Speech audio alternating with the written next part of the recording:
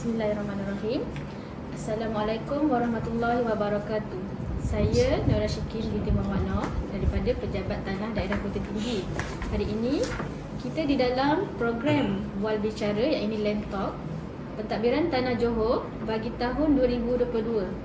Hari ini kita akan mengupas isu berkenaan dengan kenali atau cara bagaimana kaedah pembelian lot tapak rumah yang hak miliknya berstatus pertanian.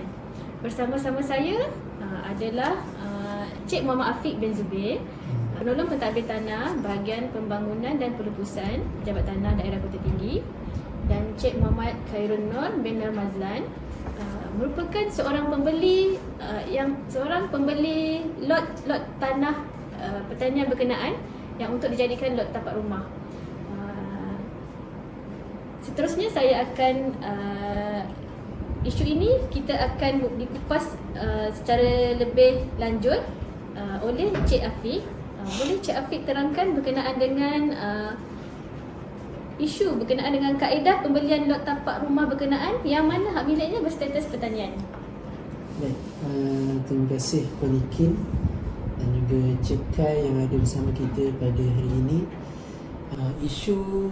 Isu tentang lot tapak rumah yang masih berstatus pertanian ini, kita lihat semula kepada keperluan tapak rumah, di mana setiap individu ataupun setiap keluarga memerlukan rumah untuk didiami. Ianya bukan satu kehendak tapi satu keperluan asas di dalam hidup kita. Jadi berbalik kepada isu ini, rumah pemaju ataupun syarikat-syarikat yang nampak terhadap peluang untuk mendapatkan keuntungan melalui penjualan lot-lot tapak rumah ini, iaitu pemaju ini dia akan pergi ke kawasan-kawasan kampung yang mana zoning pertanian, rancangannya adalah perumahan. Dia akan pergi kepada tapak-tapak ini, lot-lot tanah ini. Dia akan pujuk kepada tuan tanah untuk menjual tapak-tapak rumah ini. Setelah penjualan berlaku, syarikat ataupun pemaju ini akan membuat racikan kepada tanah ini. Contoh, dalam 1 ekar mungkin dapat dalam 5 ke 10 plot dengan keluasan lebih kurang 5,000 kaki persegi satu plot, dan dia membuat iklan kepada orang-orang di sekitar untuk membeli lot-lot tapak rumah ini. Okey, betul tu Cik Afiq. Saya juga pernah nampak ni iklan-iklan penjualan lot-lot tapak rumah yang harganya sangat murah ni di media-media sosial, umpamanya Facebook, Instagram. Mungkin Cik Kai berminat juga ke nak beli lot tapak rumah ni? Terima kasih kepada Puan Ashikin dan Cik Afiq atas kesediaan menjemput saya dalam program ini. Okey, saya sebagai orang awam sangat berminat dengan tawaran yang ditawarkan oleh syarikat-syarikat ataupun tuan tanah yang ingin menjual lot-lot tapak tanah rumah ni. Sebab pada masa akan datang, saya juga ingin membina sebuah rumah dan berumah tangga, kan, hidup bersama. Jadinya apakah kaedah-kaedah yang perlu saya tahu sebelum mengambil keputusan membeli lot-lot tapak tanah yang telah ditawarkan oleh mereka ini, dengan yang agak berbaloi lah bagi saya dengan harga-harga yang mereka tawarkan. Di pentadbiran tanah pastinya ada kaedah atau tata cara yang sah dan dah betul lah untuk membeli atau mendapatkan lot-lot tanah yang sah ni. Mungkin Cik Afiq boleh terangkan kaedah yang sebenar mengikut prosedur pentadbiran tanah Johor? Okey, baik. Terima kasih. Saya ingin nyatakan bahawa setiap tapak ataupun setiap tanah ini sekiranya hendak dibangunkan, satunya mestilah ianya mempunyai geran hak milik. Jadi kalau tak ada geran hak milik, dia akan jadi tanah kerajaan lah. Tanah kerajaan kalau bangunkan tanpa kebenaran, ianya adalah salah di sisi undang-undang. Jadi dalam kes kita pada hari ini, lot tanah tu tanpa disangkal memang ada geran hak milik, namun dia berpegang kepada syarat nyata pertanian. Sebagai pembeli, Cik Kai dan juga tuan-tuan di luar sana, kita kena pastikan bahawa sebelum kita membuat belian terhadap plot tanah tersebut, kita kena semak nombor tanah dan juga nombor hak milik. Dan bila kita semak nombor tanah dan nombor hak milik ini, kita kena semak juga syarat nyata terhadap tanah tersebut. Bagi tujuan untuk membina rumah, sudah pasti tanah tersebut hendaklah berpegang pada syarat nyata tapak rumah lah, ataupun bangunan rumah kediaman. Kalau pertanian, kita buat pertanian je lah. Dalam kes kita, dalam isu yang kita kupas pada hari ini adalah untuk membina ataupun untuk membeli lot tapak rumah. Jadi Cik Kai kena pastikan bahawa syarat nyata bagi tanah tersebut adalah tapak rumah. Maaf mencelah. Contohlah saya sebagai pembeli dan yang lain-lain telah pun membeli tanah tersebut sebelum membuat semakan. Jadinya apakah implikasi yang akan berlaku terhadap tanah saya yang masih berstatuskan tanah pertanian? Oh, sangat bahaya tu Cik Kai. Mungkin pentadbiran tanah boleh membantu Encik Kai atau pembeli lain yang mana dah terbeli pun tanah-tanah pertanian ini untuk dijadikan rumah. Cuma caranya Cik Afiq boleh jelaskan mengikut undang-undang pentadbiran tanah. Boleh Cik Afiq terangkan? Okey, baik. Terima kasih. Sebenarnya kita pergi terlalu laju ni. Sebenarnya saya ada nak kupas lagi tentang perkara ini. Okey, baik Cik. Itulah. Tadi berbalik kepada selepas mendapatkan carian. Saya belum cerita pasal carian lagi tadi ni. Sebenarnya dah dapat nombor plot tanah, nombor tanah dan juga nombor milik. Kena pula pergi ke pejabat tanah di bahagian pendaftaran. Pejabat tanah ni setiap daerah adalah pejabat tanah masing-masing. So kena pergi pejabat tanah untuk buat carian terhadap tanah tersebut. Kalau maksudnya carian di bahagian pendaftaran lah. Di bahagian pendaftaran, membuat carian di bahagian pendaftaran untuk kita semak dan kenal pasti tanah tersebut sama ada masih berpegang pada syarat nyata pertanian ataupun telah bertukar kepada syarat nyata tapak rumah. Dan seterusnya, ini tambahan lah. Di bahagian teknikal di sesuatu pejabat tanah itu, kita juga boleh semak kedudukan tanah tersebut. Contoh, penjual cakap tanah dia dekat sini dengan nombor tanah sekian dan nombor hak milik sekian. Tapi bila kita pergi ke bahagian teknikal, kita boleh dapat exactly lokasi tanah tu sebenarnya kat mana. Jadi kalau penjual cakap tanah tu kat sini dengan nombor hak milik sekian-sekian, tapi bila semak di bahagian teknikal, tanah ni sebenarnya bukan kat sini tapi di tempat lain. Jadi carian tu ataupun maklumat tanah tu sebenarnya tidak tepat lah. Macam tu. Kemungkinan juga dia akan penjual ni atau pemaju ni dia ada teknik dia untuk merangkap pembeli-pembeli ni. Kadang-kadang memang kita buat semakan memang atas nombor PTD kita ingat memang betul lah syarat nyatanya rumah kediaman, tapi bila kita buat semakan yang sebenarnya ditapak bukan tanah berkenaan punya. Jadi kena hati-hati. Di bahagian teknikal pun melalui perkembangan teknologi yang sedia ada sekarang, memang tanpa disangkal lah, kita amat memerlukan teknologi dan sistem yang ada yang kita gunakan di pejabat tanah ni memang bertepatan lah dengan keadaan semasa kita sekarang. Berbalik pada Cik Kai sebagai pembeli tadi, biasanya orang yang membeli ni dia bukan dia adalah orang awam yang mempunyai duit cash yang tak perlukan payslip yang untuk buat loan bank. Jadi dia ada duit cash, so dia nampak peluang untuk beli lot tapak rumah yang murah ni lebih mudah secara beli secara terus. Jadi bagaimana Cik Afiq untuk menyelesaikan atau cadangan kita untuk bantu dia menyelesaikan bila dia dah terbeli pun lot tapak pertanian tu, untuk bantu dia lah untuk dapatkan hak milik yang sebenar atas nama dia. Dengan apa, dengan ringkasnya nak nyatakan bahawa Cik Kai ni sudah tertipu lah sebenarnya. Dah rugilah. Dah tertipu. Dah bayar. Okey. Di sini saya ingin kongsikan lah, kalau di pejabat tanah ni kita ada proses dan prosedur yang kita perlu lalui untuk menukar sesuatu syarat nyata tanah itu, contoh daripada satu kategori kepada kategori lain, iaitu ubah syarat lah. Tapi dalam kes ini Cik Kai bersama dengan pembeli-pembeli lain ataupun Cik Kai seorang je pembeli kat situ? Dengan pembeli-pembeli lain. Pembeli-pembeli lain. Itulah saya dapat bayangkan tadi, tanah 1 ekar, tanah pertanian, adalah Cik Kai ke atas tanah tersebut bersama pembeli-pembeli lain.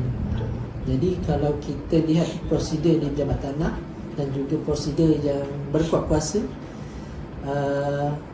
Cik Kai sebagai pembeli dan juga pembeli-pembeli lain kena berjumpa dengan tuan tanah ataupun penjual ini, minta dia membuat permohonan kebenaran merancang lah, kebenaran merancang kepada pihak berkuasa tempatan. Kalau kita di Kota Tinggi ni, kita ada Majlis Daerah Kota Tinggi dan juga Majlis Perbadanan Pengerang.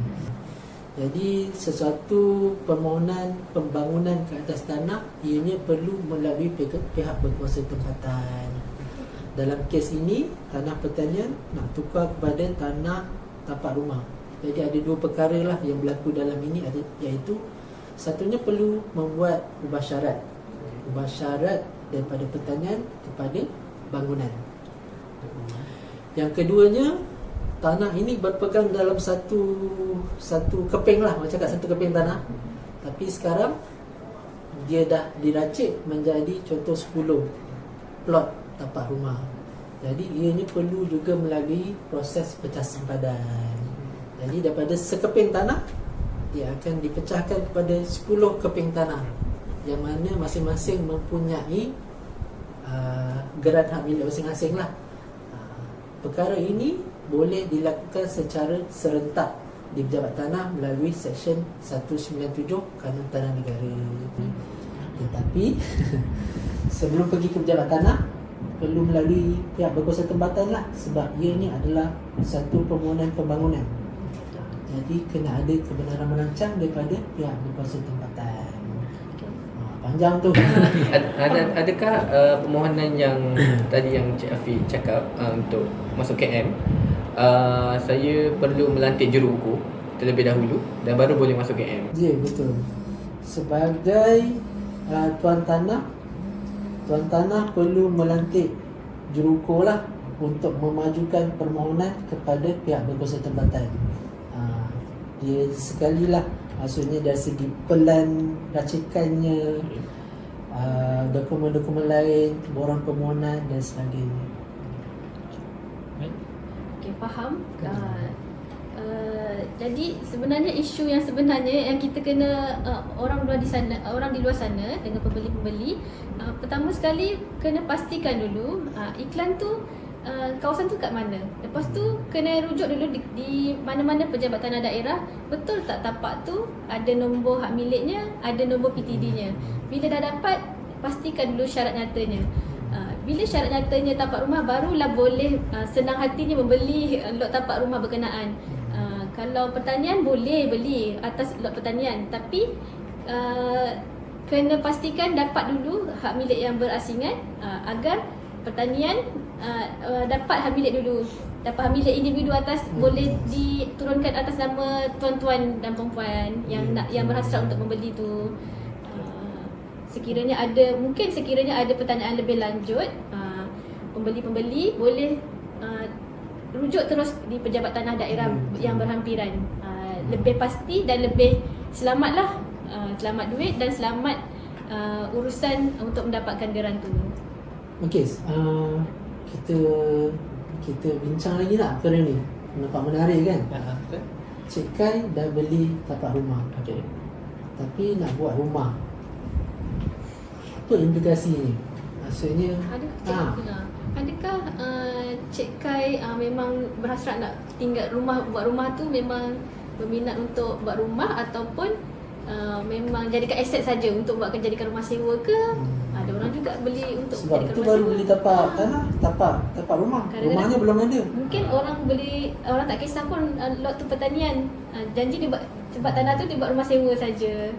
Cik Kai ataupun Cik Kai memang nak duduk?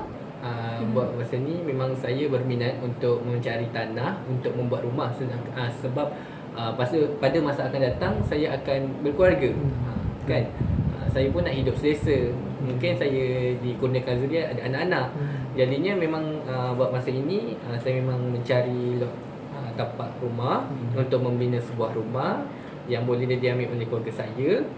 Dan saya amat tertarik bila ada tawaran-tawaran yang diiklankan di lot-lot berkenaan lah, dengan harga yang sangat murah, yang boleh diterima lah oleh kita yang biasa ni kan. Kalau di pasaran tu, Kalau di pasaran sekarang dah apa? Rumah Mahal. bangun tu, Jadinya ni salah satulah cara untuk mendapatkan. Bagus tu.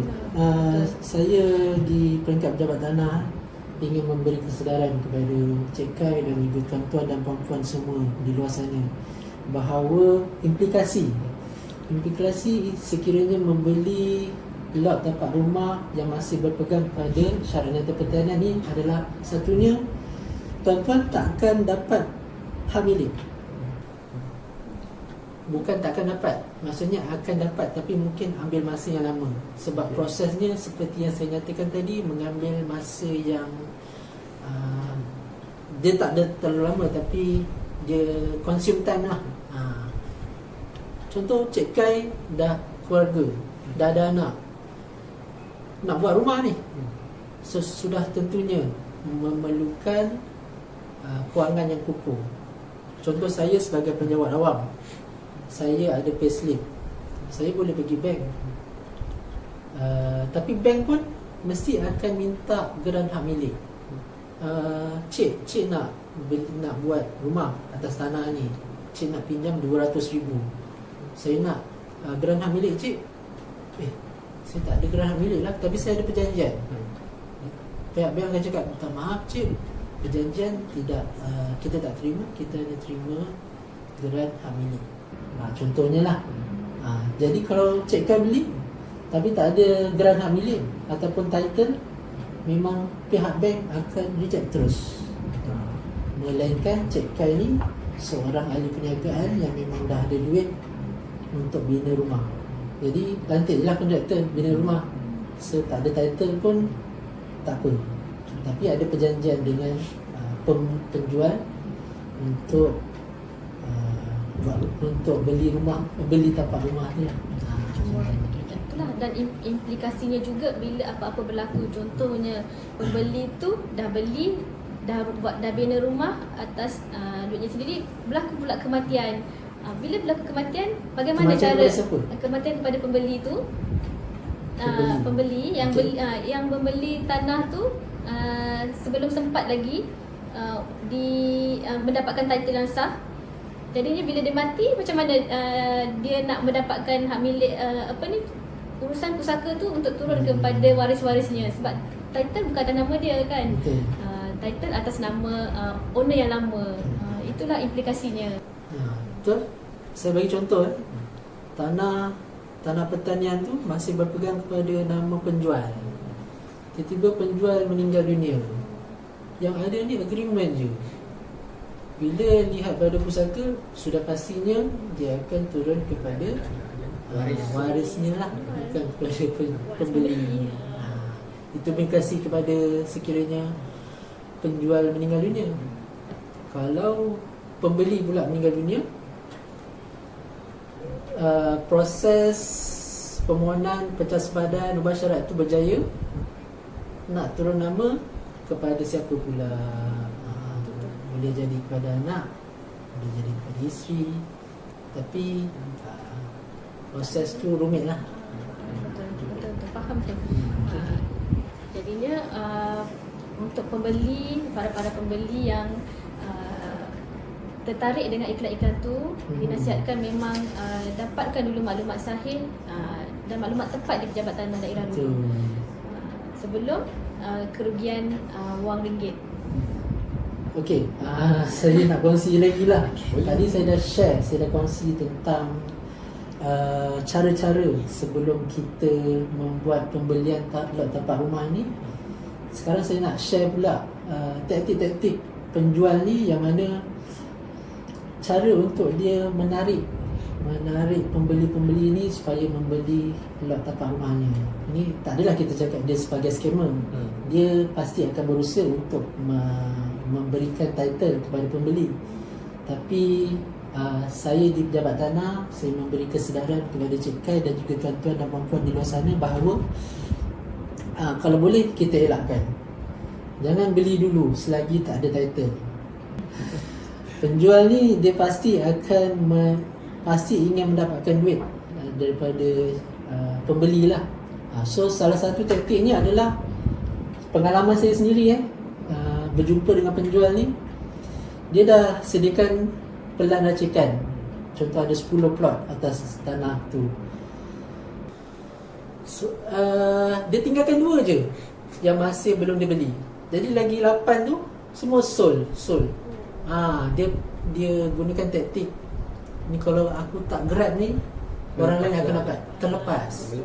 Melepas. Itu taktiknya. Betul. Jadi kita akan tertarik sebab rumah, macam saya nyatakan tadi, tapak rumah ni satu keperluan, bukan kehendak. Keperluan, sebab ia adalah asas kehidupan kita. Lepas tu harga memang murah lah. Murah daripada harga pasaran lah. Contoh harga tapak rumah 5,000 kaki persegi, contoh 100,000, dia boleh jual 60,000, 50,000. Kita sebagai pembeli mesti tertarik kan, ni murah ni. Tapi risikonya tak ada title. Lepas tu itulah, diskaun lah. Memang dia bagi diskaunnya kau-kau ni. Betul. Kita faham untuk mendapatkan rumah sekarang ni, rumah kos rendah pun harga, kita boleh fikir kot rumah kos rendah pun harga 80,000, itu pun rumah strata.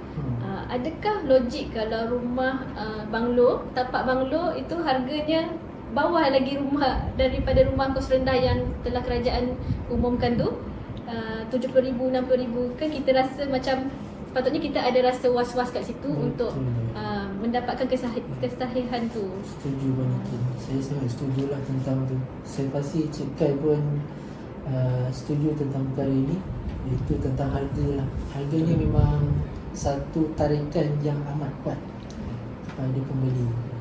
Macam Frankie cakap, harga rumah kos rendah yang kerajaan bagi pun contoh lebih tinggi daripada harga jualan tapak tanah, tapak tempat rumah ni. Cik Kai, Saya pun dah banyak fikir beli tanah kan. Macam mana ni Cik Kai nak dapatkan balik duit Cik Kai? Itulah, kalau kita dah terbeli, mungkin kita dah tak boleh nak buat apa. Jadi kita kena ikut kaedah yang seterusnya lah. Cuma kalau kita belum beli, so kita akan kena pastikan lah, kita perlu semak dulu title grant dia ada ke tak ada. So Cik Kai Kemudian dengan syarat dia barulah kita boleh beli. bersama-sama dengan kawan-kawan lain bolehlah mendesak tuan tanah untuk mengikut prosedur yang sebenar lah di Pejabat Tanah untuk dapatkan pastikan lot-lot tanah tu dipecah sepadan dan diubah syarat kepada lot rumah. Kena pastikanlah supaya lagi lama tangguh, lagi Cik Kai tak dapat berpegang dengan hak milik Cik Kai sendiri. Berkenaan dengan lot tapak rumah ni lah. Kadang kita orang luar, orang awam, kita tak tahu pun beli rumah ni kena ada geran hak milik kan. Betul. Sebenarnya itulah perkara asasnya, title. Pokok pangkal title. Tapi pengalaman saya berjumpa dengan pembeli ni, dia cakap macam ni cik, nanti akan dapat title, tapi kita buat agreement dulu agreement tu dia cakap agreement bahawa cik satu hari nanti cik akan dapat title selepas dapat kelulusan. Tapi kelulusan ia adalah tertakluk kepada pihak berkuasa. Dia boleh jadi lulus boleh jadi tak lulus. Kalau lulus, syukur alhamdulillah. Kalau tak lulus, gigit jari lah. Cuma saya sebagai pembeli ni rasa macam tertipu lah bila ditawarkan adalah lot rumah, tapi sebenarnya yang kita beli adalah masih lot pertanian. Sebab dia pun tawarkan adalah lot rumah. So kita sebagai pembeli berfikiran benda tu, oh dah, syarat ni pun dah rumah. Rupa-rupanya bila kita dah beli, oh masih pertanian rupanya. Jadinya macam tertipu lah dengan perkara berkenaan. So saya sebagai pembeli pun perlu sedar dengan semua perkara tersebut dan mengambil inisiatif utamalah sebagaimana yang Encik Afiq dan Puan Syikin terangkan, supaya kita semak dulu apa-apa hal, kita semak dulu tanah tu status dia apa, ada tak grant asal dia. Jadinya baru kita boleh buat nilai lah, menilai sama ada dia adalah berbaloi untuk kita ataupun sebaliknya. Saya nak bagi inilah, saya nak bagi penerangan ataupun kesedaran kepada Cik Kai dan juga tuan-tuan dan puan-puan di luar sana bahawa pembelian lot tempat rumah yang masih berpegang kepada hak milik yang berstatus pertanian ini adalah amat berisiko. Kita ni kalau ada duit sikit pun kita rasa sayang nak spend kan. Apatah lagi kalau kita nak beli tempat rumah tapi kita tak ada pun pegangan tu. Pegangan itu adalah title lah, title yang macam saya katakan tadi. Jadi penting sebagaimana yang kami telah bincangkan tadi, supaya tuan-tuan dan puan-puan semua membuat semakan terlebih dahulu. Ada rasa was-was di dalam diri tuan-tuan dan puan-puan semua, supaya kita tidak tertipu lah. Itu saja daripada saya, pejabat tanah. Saya wakil pejabat tanah lah. Terima kasih Pak Ikin. Terima kasih diucapkan kepada Encik Muhammad Afiq bin Zubir dan Encik Khairun untuk dalam mengupas isu ni. Diharap tuan-tuan dan puan-puan faham berkenaan dengan kesedaran pembelian lot pertanian yang untuk tujuan tapak rumah ni. Sebarang pertanyaan lanjut atau kemusykilan boleh datang terus ke Pejabat Tanah Daerah yang berhampiran untuk mendapatkan info-info yang terkini, atau tuan-tuan dan puan-puan boleh layari Facebook rasmi kami Pejabat Tanah Daerah Kota Tinggi, ataupun pentadbiran laman rasmi Pentadbiran Tanah Johor. Sekian, terima kasih. Terima kasih. Terima kasih Puan Syikin. Terima kasih.